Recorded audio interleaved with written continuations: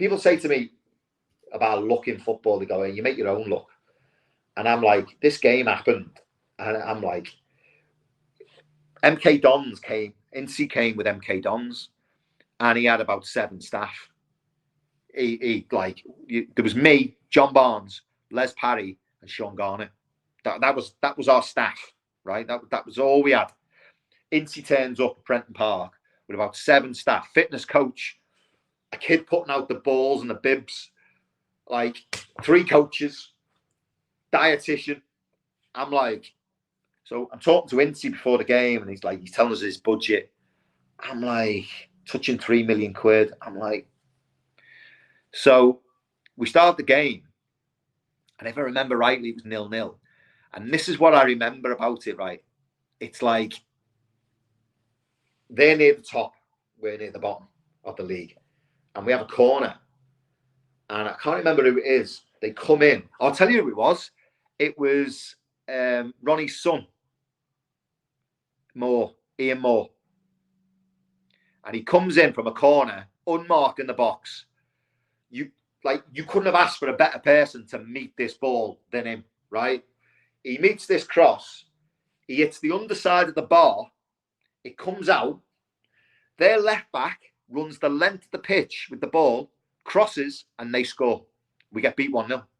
I'm sure it was 1-0 or 2-1. It was. You'd have to have a look. I'm sure it was 1-0. 1-0, yeah. Yeah. And you know what? I remember, and it was late, wasn't it? It was late on. And I just remember thinking, if you ever need a little bit of luck and things to change, that was that moment. And it went totally reversed and went against us. And I was just like, oh my God, this is like so hard. This job is so hard. The crowd was turning at the time as well. We just needed that result. That result, I think, would have kicked us on. And it went the other way. And then what I remember, I know I'm talking on. It's just, I feel like I'm getting it off my chest.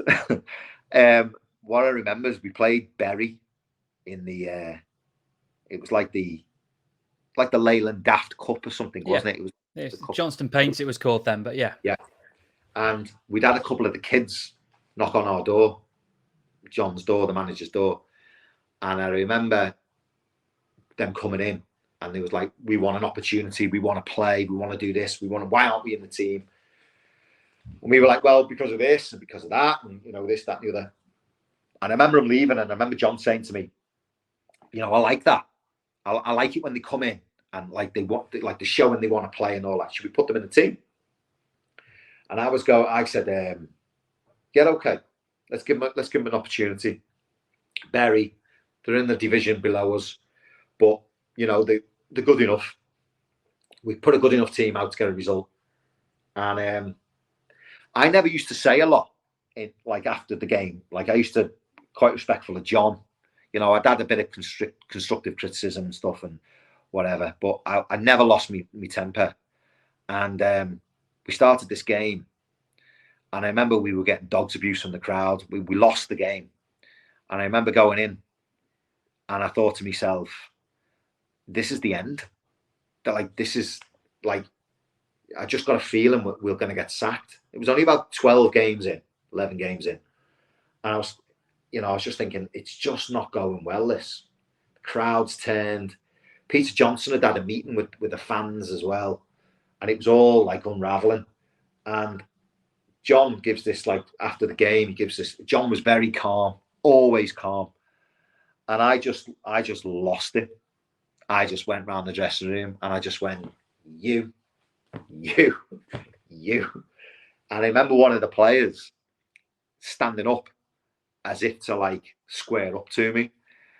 And I remember Les Parry just stood up and he just went, sit down, like that. And this player, he was only a kid, and he went like that, just sat back down. And Les just looked at him and just shook his head like that, as if to say, don't ever do that again. And then that was it then. The dressing room, it'd gone. And then we got on the coach, and then we went in the next day, and the chairman's car was in his spec, and it was a bit unusual.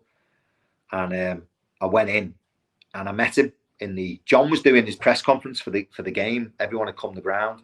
He was doing his press conference. It might have been a Thursday. We might have given Wednesday off, and it was the Thursday. And he was doing his press conference in the press room. And Peter Johnson met me in the corridor, and he went, "Can you tell John I want to see him after he's done his press?" And I was like, "Yeah, okay." What I thought was weird was he's letting him do his press conference. Like, I thought if he's going to sack us, he certainly wouldn't be letting us do the prep for the game. So we must be all right. So anyway, I put my head in. I went, "Chairman, I want to see it after you've done this." He went, "Okay." And I went and got changed. And I went back into the manager's office. And by the time I got to the manager's office, John was back in the office. And he just looked me up and down and he went, "I put your jeans back on." He says, "We've been sacked." I was like, "Really?" He's like, "Yeah." He said, "Peter wants to see you." So I went in. I had a really good relationship with Peter. And I went in and I said, "Listen, don't ask me to stay. I don't want the job.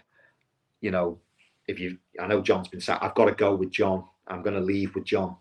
And Peter went to me, "Who do you think I should get in next?" And I was like, "I've no idea, to be honest. I honestly didn't think we were getting the sack. So I'd have to have a little think about it."